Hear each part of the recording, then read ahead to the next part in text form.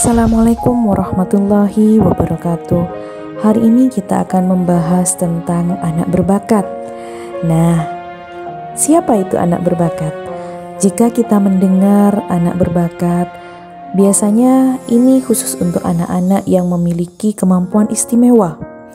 Anak-anak dengan intelijensi yang luar biasa, atau biasa kita sebut dengan anak cerdas, atau anak-anak yang memiliki potensi unggul, potensi yang dimiliki anak-anak tidak seperti biasanya. Nah, di masyarakat, anak-anak berbakat itu kadang ada yang menyebutnya anak gifted, anak jenius, anak multi talent, anak ajaib. Nah, berbagai jenis sebutan untuk anak berbakat. Apa sih sebenarnya anak berbakat? Siapa sih sebenarnya anak berbakat? Nah, anak berbakat itu adalah anak yang memiliki potensi untuk mencapai prestasi yang tinggi. Pada umumnya, anak-anak berbakat itu masih didasarkan pada IQ yang di atas rata-rata, kategori superior, jenius, atau ada yang menyebutkan anak berbakat itu di atas 140. Nah, hari ini anak berbakat tidak hanya didasarkan pada kemampuan IQ. Walaupun banyak sekali anak berbakat itu IQ-nya memang di atas rata-rata, tetapi tidak semua anak-anak yang berbakat itu mereka harus memiliki IQ di atas rata-rata. Nah, ini berdasarkan pendekatan multi kriteria atau multidimensional. Hari ini banyak diterima bahwa bukan hanya intelijensi yang penting untuk diidentifikasi melihat keterbakatan aspek kecerdasan. Merlin mengemukakan bahwa anak yang memiliki kemampuan kinerja tinggi, mereka yang menunjukkan prestasi atau kemampuan potensial dalam beberapa bidang, contoh kemampuan intelektual umum, bakat akademik, kemampuan berpikir kreatif dan produktif, kemampuan memimpin, kemampuan di bidang seni, serta kemampuan psikomotor. Nah, kemampuan intelektual umum anak-anak ini biasanya hasil IQ atau tes IQ-nya tinggi.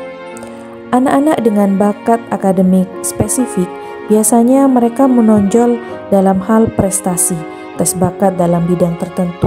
Contoh mereka berbakat dalam bahasa Indonesia, matematika, atau mata pelajaran yang lain. Mereka berpikir kreatif dan produktif. Jadi mereka bisa menyelesaikan masalah dan mereka juga dalam bergaul mereka bagus gitu ya. Dalam hal seni, mereka bisa seni rupa, musik, artinya mereka menunjukkan kemampuan-kemampuan yang tidak seperti anak-anak normal yang lainnya. Bahkan dalam kemampuan psikomotor pun, misalnya mereka mampu dalam hal olahraga ataupun kinestetik, spasial, itu juga kategori anak berbakat. Hari ini anak berbakat tidak hanya didasarkan kepada IQ yang tinggi. Sedangkan Renzulli bahwa anak berbakat biasanya menunjukkan perilaku tertentu. Di antaranya, dia memiliki kemampuan spesifik di atas rata-rata. Komitmen tugasnya tinggi. Kalau diberikan amanah, maka komitmennya bagus. Kreativitasnya juga tinggi. Dia memiliki kecerdasan biasanya ya di atas 140. Kemudian anak-anak berbakat di sini menurut Renzulli pada saat ada 3 hal, dia kreatif, motivasinya tinggi, kemampuannya luar biasa. Jika 3 hal ini dimiliki oleh orang tersebut atau anak tersebut, maka dia sudah kategori anak yang berbakat. Jadi bukan hanya dia IQ-nya tinggi saja, atau dia hanya motivasinya tinggi, atau dia kreatif, tapi campuran 3 hal tersebut ini adalah kategori anak berbakat. Anak-anak berbakat itu pada umumnya jika yang lainnya diberikan pelajaran, kemudian mereka mampu memahami dengan 10 kali setelah guru menjelaskan atau 5 kali misalnya.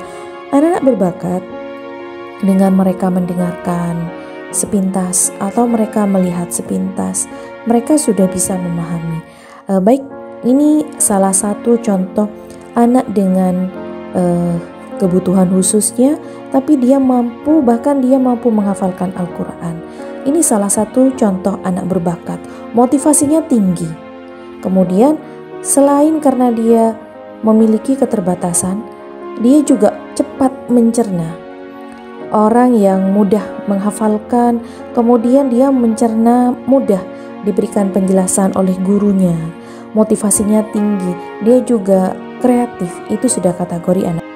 Mu'adz. Nah, di sini contohnya ada seorang pemuda, dia mohon maaf, dia tunanetra, tapi dia mampu menghafalkan Al-Quran.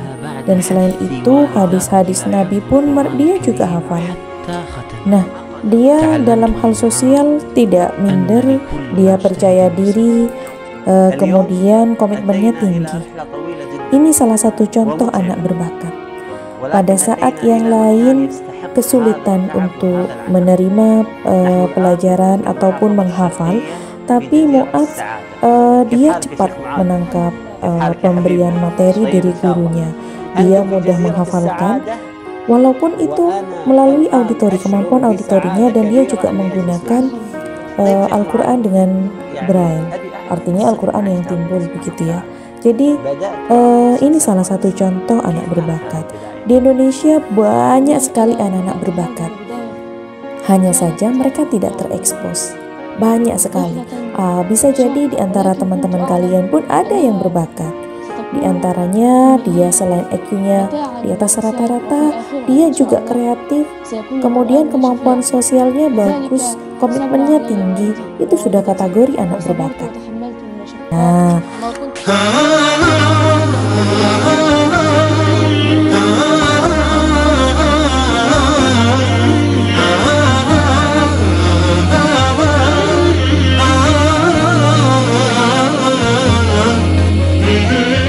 واحيانا كثير نكون العب علي هو شال مني البصر سبحان الله والحمد لله وعلى هذه النعمه. انا في صلاتي لا ادعو ان الله يرجع علي البصر. لا تريد ان يرجع الله؟ لماذا؟ لعل يكون لي حجه عند الله يوم القيامه فيخفف عني بعضا من العذاب واقف بين يديه خائفا متوجدا يسألني ماذا فعلت في القرآن فعسى أن يخفف عني فالله يدخل من يشاء في رحمته ولكنه أنعم علي بالقرآن وأنا الحمد لله إذا أردت أن أذهب إلى أي مكان أذهب وحدي فقط وليس معي أحد ولكن أبي يخاف علي.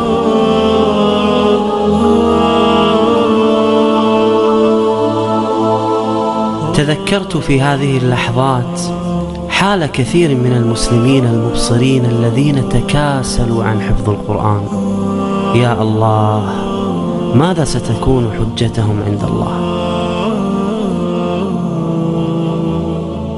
الحمد لله على كل حال. ما شاء الله يا شيخ معاذ، أنا علمت أنك أنت عندك قاعدة لابن القيم. نعم. ما هذه القاعدة؟ قال ابن القيم رحمه الله ما أغلق الله بابا لعبد بحكمة إلا فتح له بابا. يعني أنت ما تزعل بين أصدقائك أنك أنت فقدت البصر؟ لا في كنت هنا في يعني البعض يشعر بنقص. في الصغر كنت أغضب، لن أكذب عليك. نعم. كنت أغضب أحيانا، لكن الآن الحمد لله لا أغضب، هذا قضاء الله وقدره. نعم. لأن النبي صلى الله عليه وآله وسلم يقول من ابتلاه الله سبحانه وتعالى بحبيبتين فصبر عوضه الله بهما الجنة. نسأل الله أن نكون من ورثة جنة الفردوس. اللهم آمين. فرت همومي وانشرح قلب مهموم لما تليتك كل الأحزان فرت يا محكم القرآن يا مسك ختوم أنفاسي من دونك أبد ما استقرت.